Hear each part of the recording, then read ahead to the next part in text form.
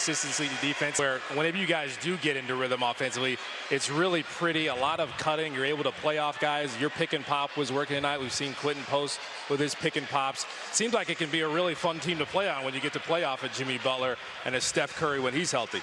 No question about it. It's, we have to continue to find it. We have to continue to work, but it all starts with, that level that coach wants us to play at. He wants us to play with really high energy and for that to be consistent. And playing off of Jimmy, playing off of Steph, Draymond, they make the game really easy for the rest of us. Al, we'll let you go with this.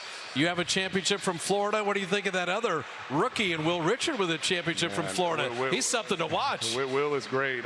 He's doing everything. He's mature beyond his years, and he's showing it. So it's great that we have him here. Hey, it's great to have you here. 19 years in the league. We love that you're a Warrior. Great game tonight. Thanks for stopping. Thank you. All right, that is Al Horford. Big Al with 4 threes and definitely needed in the Warriors.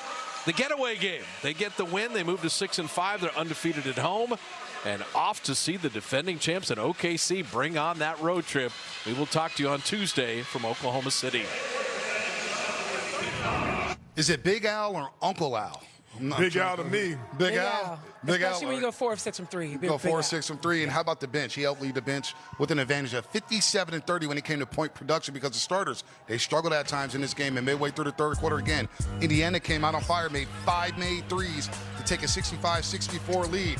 Then Jimmy finding Al Horford to get him in rhythm. Again, he was coming off an 0 for 8 performance up in Sacramento, couldn't buy a basket. Missed a game Friday night in Denver with the toe injury, but he came alive alongside Will Richard. It was the bench tonight as he fell that played their roles to a T. Oh, give me that. And we always said role players play a lot better at home. They'll need to take this act on the road. That's a big shot right there by Will Richard. I thought he also came in and brought a lot of energy. The bench and energy, that's exactly what Steve Kerr was looking for. He needed some competition. You're going against an Indiana Pacers team that has a lot of their stars out. That means that their bench is going to come out with some fire, trying to earn some playing time. So you can't look at this as a trap game. The Warriors are trying to get their rhythm back. They're trying to figure out a way to play without Steph tonight. The guy who this whole offense is built around. Will Richard came in the game. He brought a lot of energy. I thought the second chance points was a huge indicator of how much energy the Warriors play with. Second chance points, 21-12.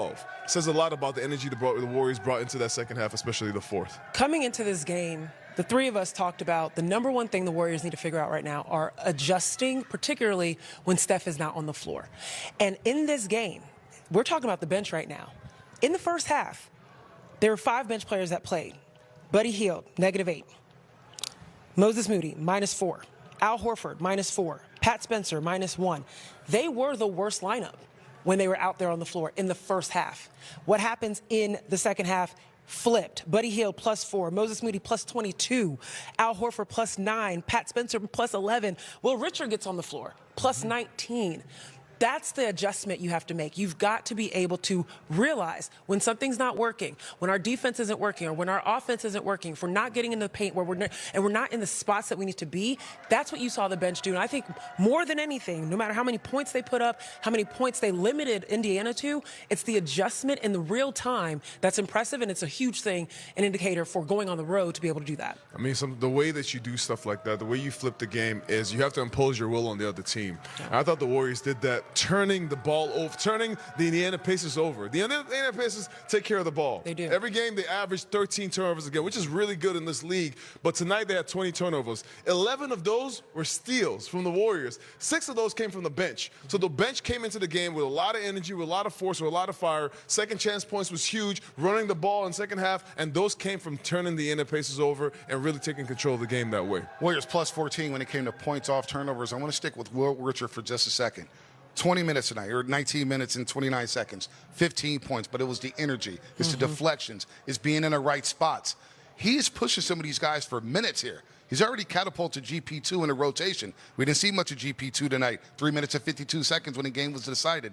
Will Richard may get some starts moving forward. This upcoming road trip, I think there's a lot on the line for a lot of our rotation players. And Will Richard is saying, hey, I need about 20 and 25 minutes a night. I don't know if we could call Will Richard one of the young guys anymore. He plays with so much poise and so much confidence. He gets in the game. He takes care of the ball. He's in the right spot at all times, cutting off of guys on the team, playing to their strengths and using that to his benefit. I think he's showing all the capabilities of a player that you can trust. Yeah. And for Steve, when you're going through a skid, this is where you really know the players. When you go through adversity, this is where you really know what people are made of. And right now, he's showing that you can trust me, I can be in the game, and I can make an impact. What I love about his poise at such a young age, too, is he's always making the right rotations, but he's also someone who can dribble drive and create off the dribble.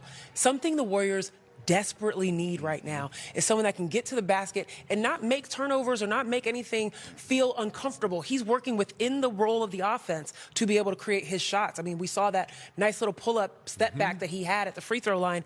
These are the type of things that can really bring your stock up when it comes to this roster.